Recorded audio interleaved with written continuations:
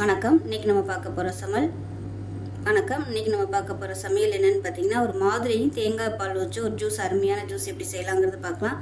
வாய்ப்புண், அல்சர் இந்த மாதிரி பிரச்சனை இருக்கும்போது இந்த ஜூஸ் டெய்லி காலையில் எடுத்துகிட்டு வரும்போது உங்களுக்கு அந்த பிரச்சனை சரியாகும். மாதுளையில் உள்ள துவர்ப்புத்தன்மை புண்ணை ஆற்றக்கூடிய சக்தி இருக்குது.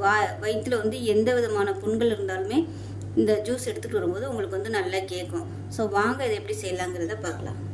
ஒரு மிக்சி ஜார் எடுத்துக்கலாம். இதில் 1 கப் அளவுக்கு மாதுளை சேர்த்துக்கலாம். மெஷரிங் கப்பில் 1 கப் அளவு இருக்கும். இப்போ மாதுளை எடுத்து அதே கப்பில் ஒரு அரை கப் அளவுக்கு துருவன தேங்காய் சேர்த்துக்கலாம்.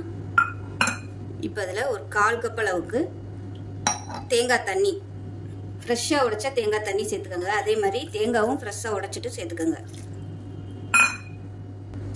இப்போ அதில் லேசாக வெதுன்னு இருக்கிற தண்ணி சேர்த்துக்கலாம். சேர்த்துட்டு இதை நல்லா அரைச்சிக்கலாம். அரைச்சிட்டு வந்துட்டு பார்க்கலாம். இப்போ பாருங்க, இந்த அளவுக்கு அரைச்சாச்சு. இப்போ இதை நம்ம வடிகட்டிக்கலாம். இப்போ இதை நல்லா வடிகட்டியாச்சு. இதை ஒரு கிளாஸ்ல ஊற்றிக்கலாம்.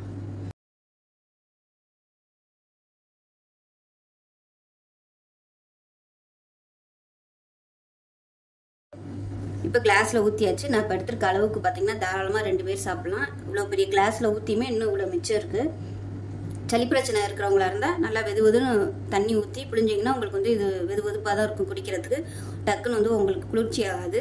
இது குடிக்கும்போது காலையில் வெறும் வயிற்றில் தான் சாப்பிடணும். ஏன்னா இதில் தேங்காய் பால் இருக்குது. மாதுளையில் உள்ள துவர்ப்பு வயிற்று புண்ணு ஆற்றக்கூடிய சக்தி இருக்குது. அல்சர் ப்ராப்ளத்துக்கு மாதுளை ஜூஸ் அதிகமாக எடுத்துக்கலாம். அதுவும் இந்த தேங்காய் பால் தேங்காய் தண்ணியோடு சேர்த்து சாப்பிடும்போது உங்களுக்கு வயிற்று புண்ணு நல்லா ஆறும். இதோட காரம் அதெல்லாம் எடுக்காமல் ஒரு மாதம் இல்லை ஒரு 2 மாதம் தொடர்ந்து எடுத்துகிட்டு வந்தீங்கன்னா உங்களுக்கு டெய்லி எடுத்துக்க முடியலைனாலும் வாரத்தில் ஒரு 3 நாள் 4 நாளாவது இந்த ஜூஸ் எடுத்துகிட்டு வந்தீங்கன்னா உங்களுக்கு நல்லா கம்ப்ளீட்டாக அந்த புண்ணு நல்லா ஆற்றி கொடுக்கும். ஸோ செஞ்சு பாருங்கள். செஞ்சு பார்த்துட்டு எப்படி வந்துச்சுங்கிறத சொல்லுங்கள். வீடியோ பிடிச்சிச்சுன்னா லைக் பண்ணுங்கள், கமெண்ட் பண்ணுங்கள், சேனலை சப்ஸ்கிரைப் பண்ணுங்கள், பக்கத்தில் உள்ள பெல் பட்டனையும் ப்ரெஸ் பண்ணுங்கள். நன்றி.